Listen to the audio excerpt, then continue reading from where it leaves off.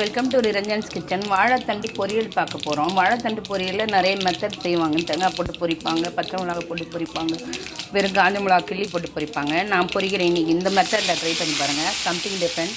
அதுக்கு நான் பெரிய வெங்காயம் ஒரே ஒரு 1/4 தக்காளி சேர்க்குறேன் வாழைத்தண்டுக்கு. சும்மா சுட இந்த கிளைமேட்டுக்கு இந்த வாழைத்தண்டு நான் சொல்கிற மாதிரி பொரியல் பண்ணி சாப்பிட்டு பாருங்கள்.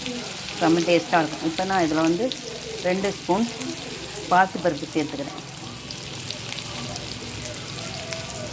இது நல்லா வதங்கிடுவோம்.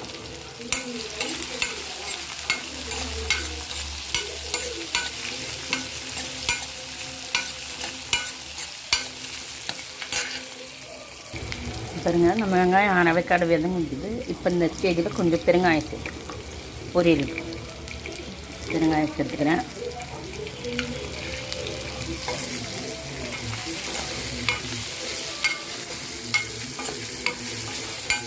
பொரியலுக்கு தேவையான அளவு உப்பு சேர்த்துக்கணும். பொரியலுக்கு தேவையான உப்பு, வாழைத்தண்டு ஏன்னா கல் உப்பு சேர்க்குறேன், அதனால் நான் கொஞ்சமாக இதை பாருங்க 1/4 ஸ்பூன் கம்மியாகவே சேர்க்குறேன். சால்ட் உப்பு சேர்த்திங்கன்னா உங்களுக்கு அதுக்கேற்ற மாதிரி சேர்த்துக்கலாம். கொஞ்சோண்டு மஞ்சள் சேர்த்துக்கிறேன். ஒரு 1/4 ஸ்பூன் சாம்பார் பொடி சேர்த்துக்கிறேன். இப்போ வெட்டி அலசி வச்சுக்கிறேன் வாழைத்தண்டு. இதை அப்படியே சேர்த்து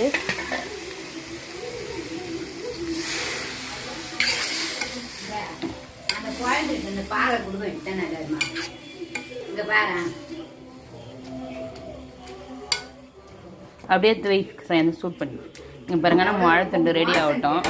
எப்படி இருக்குன்னு பார்க்கலாம். சாம்பார் பொடி போட்டு செய்கிற இந்த வாழைத்தண்டு பொரியல் ரொம்ப உடம்புக்கு ஒரு மாதிரி டிஃப்ரெண்ட் டேஸ்ட்டாக இருக்கும். நீங்கள் பச்சை மிளகா சேர்த்து பண்ணுறத விட இதில் நம்ம லாஸ்ட்டாக தேங்காய் துருவி போட்டு இறக்கலாம். நம்ம விருப்பம் தான். இல்லைன்னா நம்ம அப்படியே கூட சாப்பிட்லாம். சூடாக சாதத்தில் போட்டு சாப்பிட்டோம்னா அவ்வளோ சூப்பராக இருக்கும். ரசத்துக்கு சூடான ரசத்தில் இந்த பொரியல் வச்சுட்டு சாப்பிட்டு பாருங்கள். செம்ம டேஸ்ட்டாக இருக்கும். வாழைத்தண்டு நீர் சத்து உள்ள காய்கறி, எல்லாருமே கம்பல்சரி எடுத்துக்கணும். இந்த மாதிரி மெத்தடில் வாழைத்தண்டு டிஃப்ரெண்ட்டாக பொரியல் பண்ணி பாருங்கள். காரப்பொடி போட்டு ட்ரை பண்ணி பாருங்கள். உண்மையிலே செம்ம சூப்பராக இருக்கும்.